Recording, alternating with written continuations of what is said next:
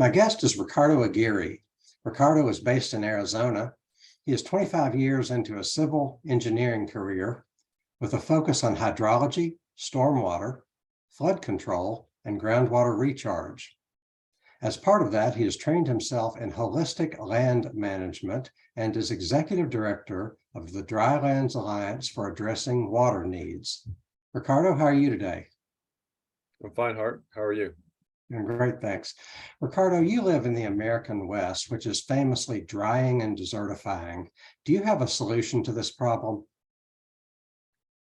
Well, I'd say nature has a solution to this problem, and we're just leveraging nature's intelligence and applying those practices, nature-based systems, to work to demonstrate that the issues in the Southwest on water can be resolved. People normally think of flooding and drought being the opposite thing, two opposite things. Flooding is too much water and drought is not enough water, but are flooding and drought related to each other? Yeah, they are. They're related to each other through the hydrologic cycle. So as you indicated, I'm a civil engineer and my focus is in drainage. And one of the things that we study is the hydrologic cycle, which has dramatically changed because land has changed. And much of the former world grasslands have now become desertified. And when that has happened, or as that has happened, it changes the hydrologic cycle. Under a functioning watershed, the land tends to transpire as opposed to evaporate. So transpiration is a function of plants giving off water in the atmosphere. And when that occurs, you have a local microclimate. When plants are removed and you've got bare soil, or rather desertification, then that local microclimate, that local hydrologic cycle is not there anymore, and you get droughts.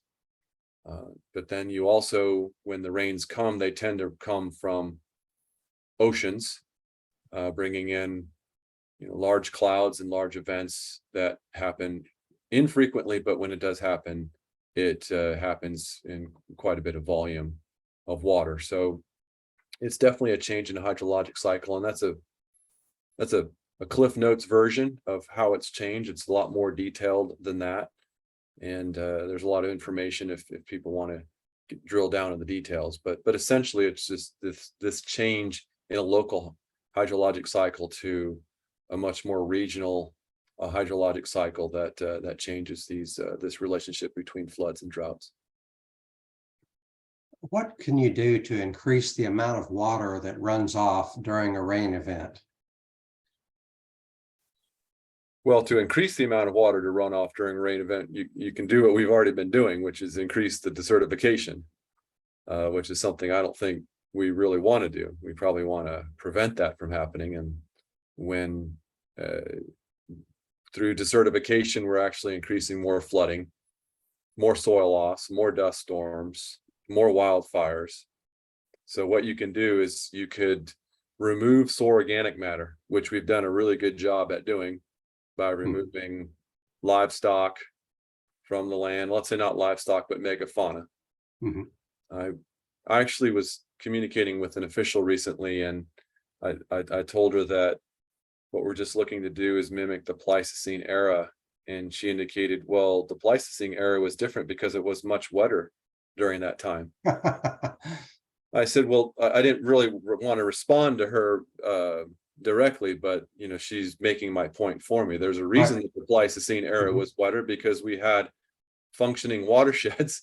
And so yeah, it's changed. We're not in that era anymore, and largely man-made deserts, formerly grasslands, have changed that wet condition of the Pleistocene era. So hopefully that kind of makes sense. So what you do is you remove megafauna, or large ungulates or ruminants, from the land. You break the mineral cycle, and when you break the mineral cycle, you break the water cycle, and you get more runoff and more flooding. So basically, we're proposing to do the opposite, and we're demonstrating practices to get livestock as former mimicking those former grazing animals to demonstrate that we can get the mineral cycle repaired and then the water cycle repaired concurrently, and catch water where it falls. How can grazing livestock have a positive impact on the land? Well, just to continue what I was saying, the specific, let's say, mechanics, if you will, or the specific outcome is that you've got the hoof action of medium to large ruminants, in our case, in the form of cattle and sheep. And that disturbs, breaks up crusting of the bare soil, can even break up compaction.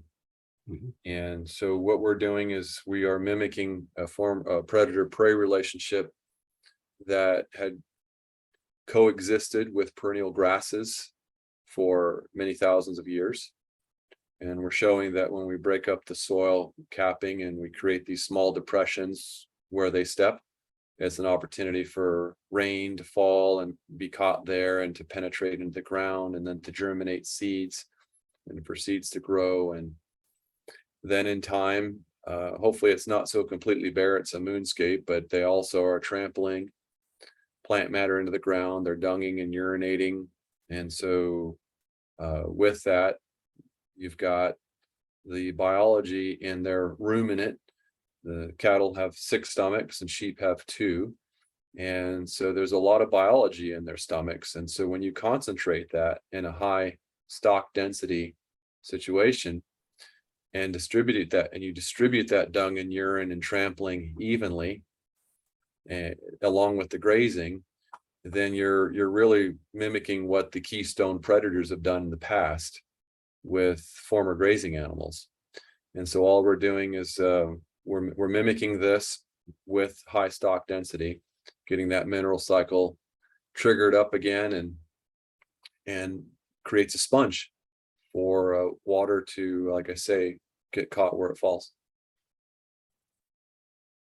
Ricardo, you've studied under ranchers such as Gabe Brown and Greg Judy, who are somewhat famous in the regenerative agriculture space. What have you learned from them?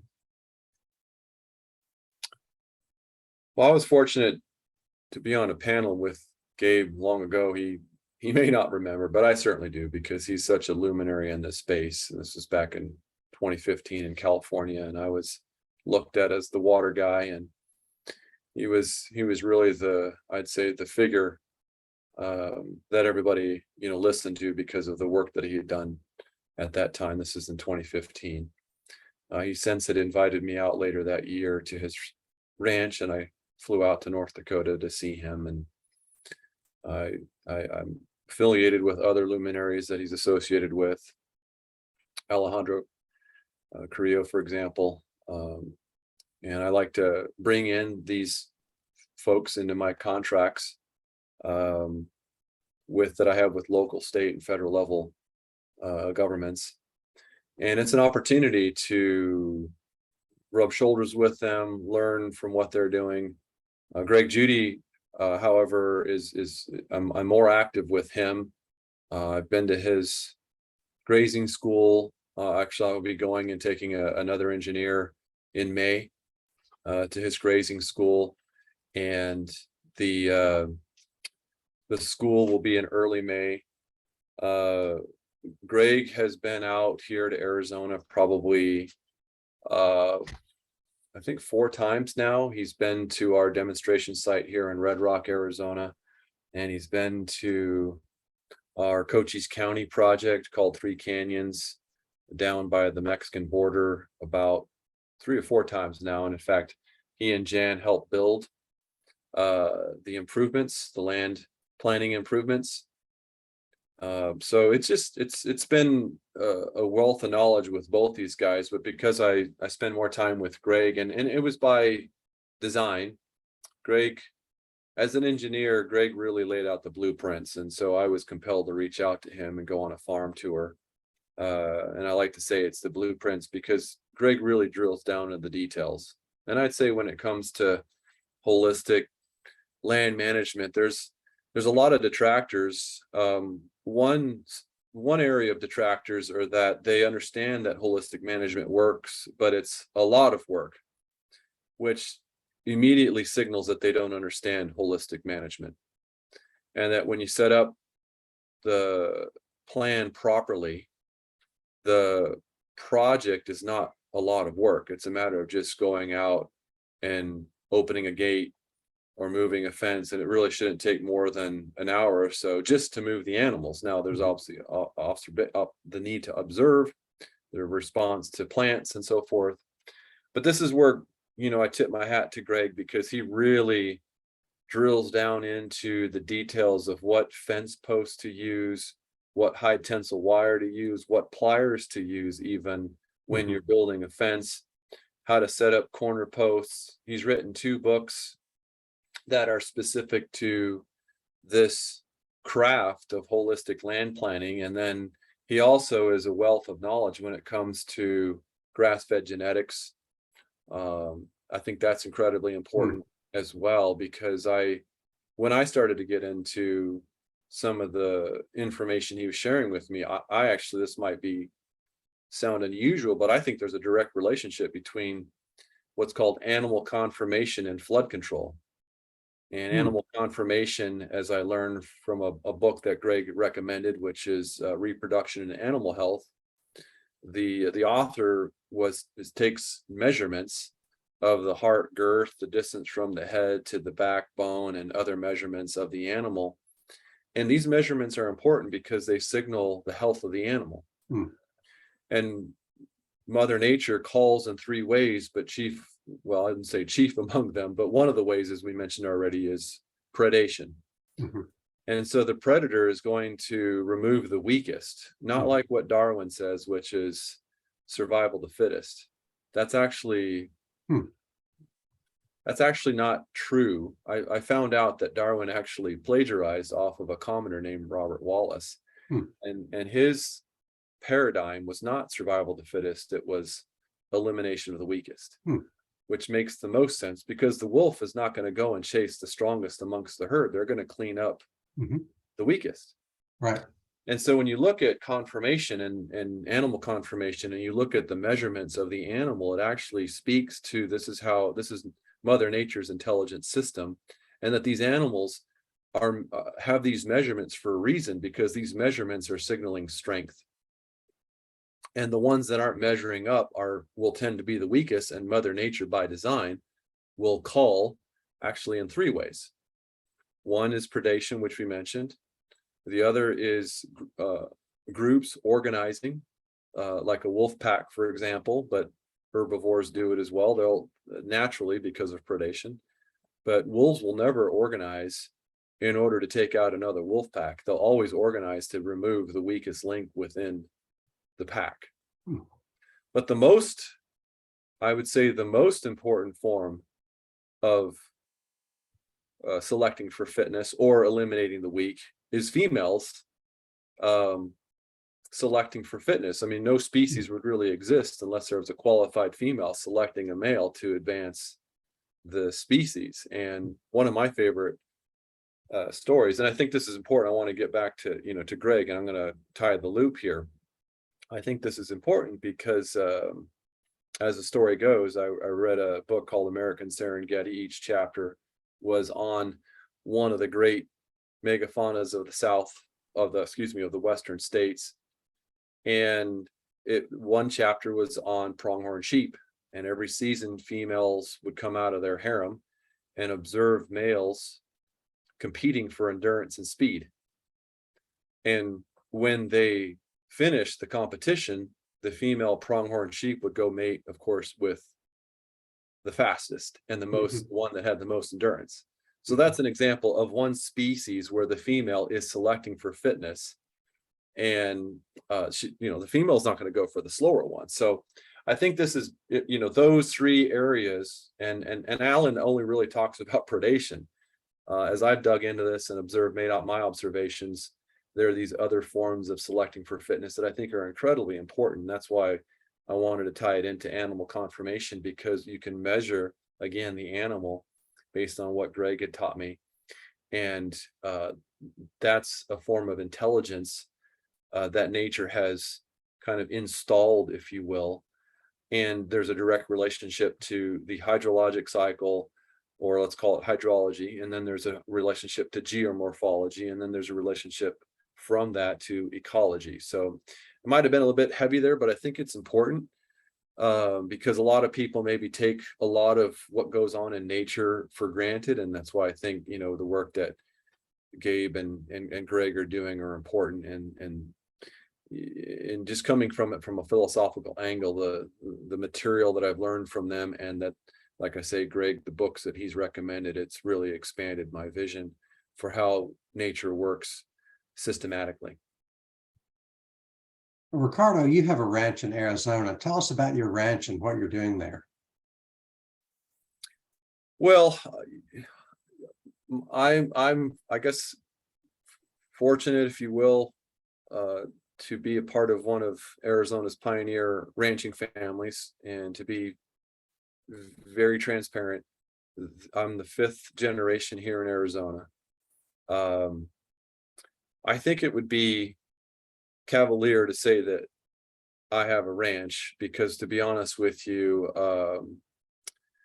that as little is left,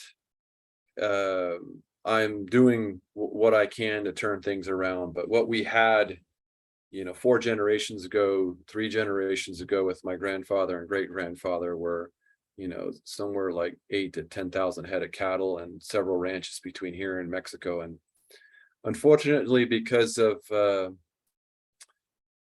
conditions and probably mismanagement and family members not seeing eye to eye, those ranches, and the last of the ranch that I grew up on, or the 3 ranches that I grew up on, don't exist. However, I am going through family transition planning, and there's enough here to create a demonstration site. And so that's actually what it is. Going through family transition planning with my mother, and taking what is left, working with West consultants. I think that's very important, because West is my employer, and they have seen the vision that I've put in front of them in terms of developing a land management service line. And so West has invested in an 8-acre piece of property that used to be my family's horse pasture. It's adjacent to Interstate 10. And then we have grazing contracts with a holding company, a land holding company, where we used to raise cotton and we manage cattle. And so we actually have control of about 300 acres that we are practicing these methods of nature-based systems. So it's really a learning laboratory, and it's conveniently located because we're literally 30 seconds off Interstate 10 between Phoenix and Tucson. The demonstration site that West owns, again, is 8 acres, and we're looking to open up this year for people to come in and see what we're doing. So as a learning laboratory, educate them so they can see animals, and they can see the response of how we are converting the certified land back to grasslands. And from your earlier questions, showing how we can resolve a serious water crisis here in Arizona and the Southwest. You have restored your home landscape to one that captures most or all of the rainfall. Describe what you've done there. Yeah, so in my journey of coming back, I guess, full circle from working around the US and then coming closer to the Southwest, and then finally back home to where I grew up, I'd say my journey started when my son was born, and I was wanting to make sure that I left a legacy behind for him and his generation and beyond, where he and his contemporaries and future generations are able to enjoy the resources that you and I enjoy today at the same or better. And so it's this vision of making sure that we leave this place in a better situation than it was when I showed up, so to speak. And one of the chief resources that really is the catalyst for life is water. So I embarked on this initiative to look towards practices, and it happened organically. It's not like I knew. I mean, I drank the Kool-Aid when I went to college and then graduate school in terms of what civil engineers are supposed to do and how to manage stormwater. And basically, we were taught to treat it like a nuisance. Mm-hmm. And the only tools that we were given was a pipe, a channel, and a hole in the ground. And I didn't really know any better. And growing up on the farm under a conventionally farming practice, chemical management, pumping groundwater, and irrigating water intensive crops like cotton and alfalfa, I really didn't know any better. But I felt that there was something there. And even at that time, my son is 12 now, and back then we were facing serious crisis. Even when I was his age, back in the 80s, we were facing a serious crisis. And that's why Arizona has laid out the Groundwater Management Act, but now that's being threatened. So I thought it was important to share with you, Hart, because it really has set up this direction of what can I do with my home environment? What can I prove to myself? And so things like rainwater harvesting, I got certified in 13 years ago with an organization called the Watershed Management Group. And I got certified in water harvesting, and they taught 3 things. One was earthworks. And so that's to create depressions and then to put vegetation in those depressions. And then you're capturing water off the roof, and then gray water. So this is secondary reuse for the bathroom and for shower water, for laundry. And so that water is not going into the sewer, but it's actually can go out to irrigate. And then finally, rainwater cisterns. And so I had collecting somewhere like 8,000 gallons of water, or was able to, and then use that for irrigating landscape. So these are things that I was doing from a mechanical standpoint. But then it really opened up when I started studying holistic management into this demonstration site that I'm sharing with you, and that the relationship between soil organic matter and soil water holding capacity, in other words, soil life acting like a sponge, right? And so I think it's important for your viewers to understand that for every 1% of soil organic matter, the land is able to retain anywhere from 20 to 60,000 gallons of water per acre. So if you go to 2%, then that's 120. If you go to 3%, that's 180. And so really we're looking to demonstrate a soup to nuts of how we can capture, store, and establish long-term water security for future generations. That sounds fantastic. What would you like to see happen in the American West if you had a high-level position that can make things happen? What would you recommend? Well, I think we need to be actively and aggressively managing our land better. So whether this so-called high-level position would be with a state level or a federal level, we need to focus on our land. And I really truly believe that if we properly manage our land with actively managed livestock, and we scale up, a lot of we're consultants for, again, local, state, federal level governments, and we're noticing that there are other consultants out there that are using mechanical, chemical, and manual treatments. And the reality is that nature didn't evolve with these systems. Mm-hmm. These systems only evolved out of the industrial age, which has only been around for 150 years. Mm-hmm. And if you look at a law called the Lindy effect, or the Lindy law, it states that the longer something has been around, the likelihood that it will continue to be around a long time. And when you look at technology, you can see this. We don't really have rotary dial anymore. Mm-hmm. We rarely use fax machines because it's all in our cell phone. But I think that's important also to point out, because life on planet Earth has been around for 4 billion years, compared to the industrial age, which has produced science and technology that's only been around for 150 years. And civil engineering, by the way, is a product of assembly line industrial scientific thinking.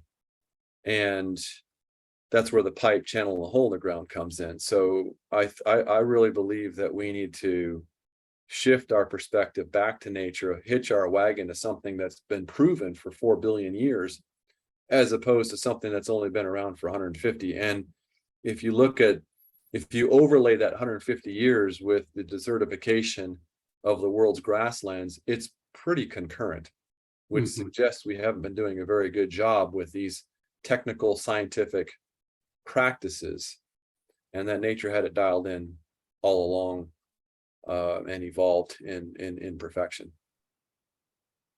Ricardo, this has been a wonderful conversation. How can people stay in touch with you and possibly support your work? Well, we have a website, drylandsalliance.org. Again, we've been somewhat bootstrapping this. West Consultants has been very supportive. Not only do we own and operate this demonstration site under West Consultants that help to seed the development of the nonprofit, which is Drylands Alliance for addressing water needs. DAAWN is the acronym. I'd say, have people either reach out to you if that's okay, and then if you get a list together, send that list over to us, and we've got a master contact list, and that we're planning to have a grand opening here for our demonstration site. And then also people can go to the drylandsalliance.org website now, and just be vigilant towards when we're open, but there's a lot of information that we've already put on the website in terms of what we're doing. So that's probably the best thing. Any officials here in the Southwest that might be listening to your interview, I'm always looking to partner with the local, state, or federal level. And we've got a lot of precedents already with projects. We've got a project in New Mexico with the Department of Transportation. We've got projects with local counties. We've done large natural resource conservation service projects under the PL 566 program, which is the Watershed Protection Flood Prevention Act out of Congress. And so more of those kinds of projects, I believe, are needed. And if there's any decision makers within those three levels of governments that would like to learn more, I would like to understand how we deliver a project, I'm more than happy to sit down and explain that. We've got the model dialed in. That's where my engineering background has helped quite a bit to figure out how to develop a land management project. And that's what I think sets us apart. As great as Gabe and Greg are, and other luminaries, I think we're really skilled in being able to deliver a land management project for the government arena. But we also have private sector clients as well, where we're delivering a project. And it's been working out pretty, very, very well actually here. And it helps to have this demonstration site to showcase what we do. Sounds great. Thank you so much for joining me, and keep up the good work. My pleasure, Hart. Looking forward to staying in touch with you, and it's always nice to see you, and appreciate you reaching out. And yeah, keep me posted and let me know if there's anything else I can do to help you out. Will do. I look forward to working with you going forward. Okay, sounds good.